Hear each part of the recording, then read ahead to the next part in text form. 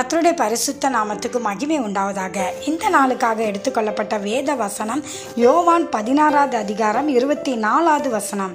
நீங்கள் என் நாமத்தினால் ஒன்றும் கேட்கவில்லை, கேளுங்கள், அப்பொழுது உங்கள் சந்தோஷம் நிறைவாய் இருக்கும்படி பெற்றுக்கொள்வீர்கள்.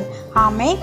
இதை பார்த்து கொண்டிருக்கிற பிரியமான சகோதர சகோதரிகளே, ஏதோ ஒரு காரியத்தை நாம் எதிர்பார்க்கிறோம். அந்த காரியத்தை நாம் பெற்றுக்கொள்ளும் போது மிகுந்த சந்தோஷம் அடைகிறோம். கர்த்தருடைய வார்த்தை என்ன சொல்கிறது?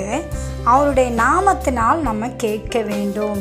நாம் ஏதோ ஒரு காரியத்தை எதிர்பார்த்து கொண்டு இருக்கிறோம். ஒன்று வியாதியிலிருந்து சுகம் பெறுவதற்காக, இல்லை தொழில் ஆசீர்வாதத்துக்காக, இல்லை வீடு கட்டுகிற காரியத்துக்காக, இப்படி நம்ம சொல்லிக்கிட்டே போகலாம். பல காரியங்கள் இருக்கிறது.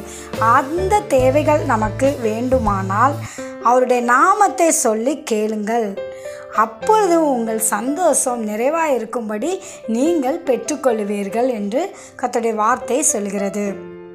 எது அவருடைய நாமம்? இயேசு என்ற பெயர் தான் அவருடைய நாமம்.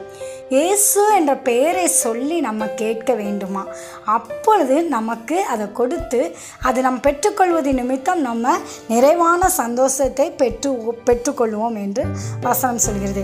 ஆகவே இயேசுவின் நாமத்தில் என் வேலை ஆசீர்வதிக்கப்படணும், இயேசுவின் நாமத்தில் என் படிப்பின் காரியம் ஆசீர்வதிக்கப்படணும், இயேசுவின் நாமத்தில் என் வீடுகள் கட்டப்பட வேண்டும், இயேசுவின் நாமத்தில் வேலை கிடைக்க வேண்டும். இப்படி ஒவ்வொரு காரியங்களுக்காக நம்ம இயேசு என்ற நாமத்தை சொல்லி நம்ம கேட்கும்போது அவர் நமக்கு தருவேன் என்று வாக்கு கொடுத்திருக்கிறார். ஆகவே அவருடைய நாமத்தை சொல்லி கேளுங்கள், அவர் நிச்சயமாக உங்களுக்கு பதில் கொடுத்து உங்கள் சந்தோஷம் அடையும்படி செய்வார். ஆமென். தேவன் தாமே உங்களை ஆசீர்வதிப்பாராக.